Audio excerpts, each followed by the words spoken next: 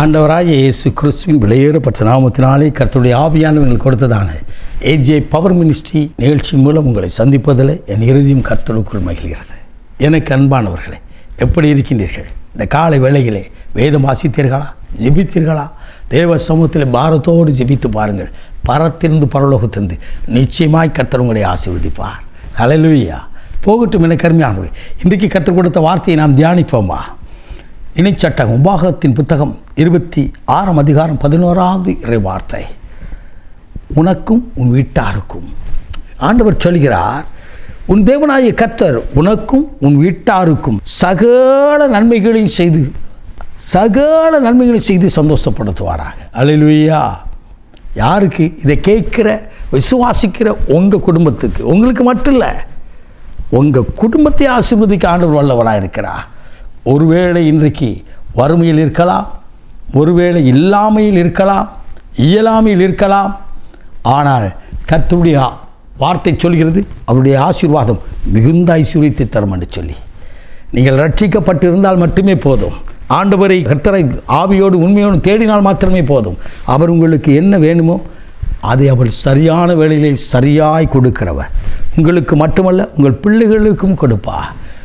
நீங்கள் பிறந்த நாளிலிருந்து இதுவரை கர்த்தர் எத்தனை நன்மைகளை செய்திருக்கிறார் எனக்கும் உங்களுக்கு என்றாவது நாம் சொல்லியிருப்போமா?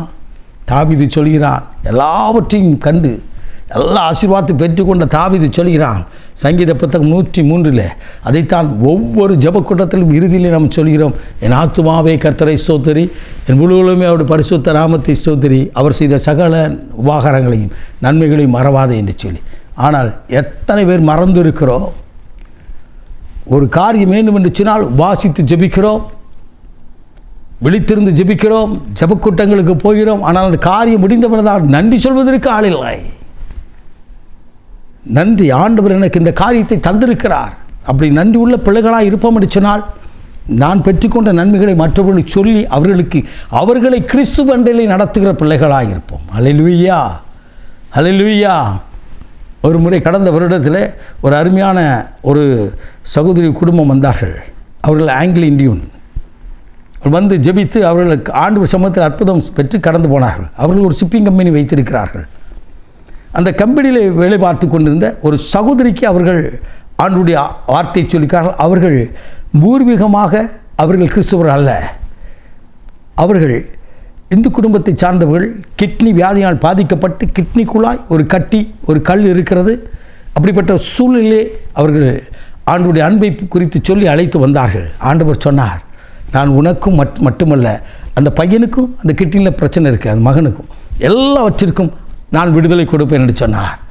ஆம், எனக்கு அருமையானவர்களே, பரிபூர்ண விடுதலை கொடுத்து அவள் சாட்சியாய் நிறுத்தி அவர்கள் சொன்னார்கள், இவ்விதமாய் சொன்னார்கள், நான் ஆண்டவரை தேடி வந்தேன், எனக்கு மட்டுமல்ல என் வீட்டாருக்கும் ஆண்டவர் நன்மை செய்தார்.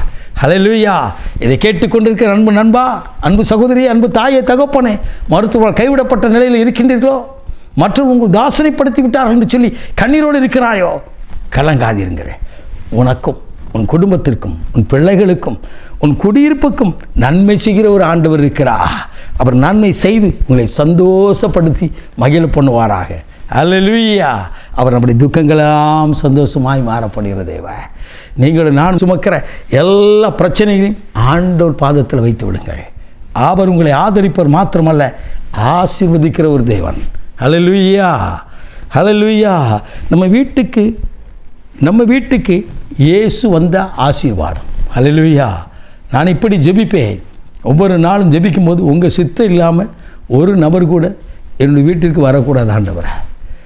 வர்றவங்க ரட்சிப்படையாமல் அற்புதங்களை பெறாமல் போகக்கூடாது ஆண்டவரை அப்படின்னு ஜெபம் பண்ணுவேன். நீங்களும் ஜெபிங்கள். கர்த்தர் உங்களை மாத்திரமல்ல, உங்கள் சந்ததிகளையும் ஆசீர்வதித்து பெருக பண்ணுவா. சந்ததியின் ஆவியும் சந்தானத்தின் ஆசீர்வாதத்தை வைப்பேன் என்று வாக்கு பண்ணினாரே, அந்த தேவன் உயிரோடு கூட இருக்கிறார். அல்லேலூயா. நாம் ஜெபிப்போம்மா. மகா பரிசுத்தம் உள்ள தகப்பனே, இந்த அற்புதமான வேலைக்காய் சோதரிக்கிறோம். உம்முடைய வார்த்தையை கேட்ட உனக்கும் உன் வீட்டாருக்கும் தகப்பனே நன்மை செய்திருக்கிற தேவன் அல்லவா. இந்த வார்த்தையை கேட்ட ஒவ்வொருவருக்கும் நன்மைகளை கொடுத்து தீமைக்கு விலக்கி பாதுகாத்துக்கொள்ளும். தகப்பனே, சகலவித நன்மைகளையும் கட்டளையிடுவீராக. அவர் பிள்ளைகளுக்கும் அற்புதங்களை செய்து மகிழ பண்ணும். ஆசீர்வதியும். இயேசு இரட்சகரின் வெளியேறப்பட்ட நாமத்தில் பிதாவே.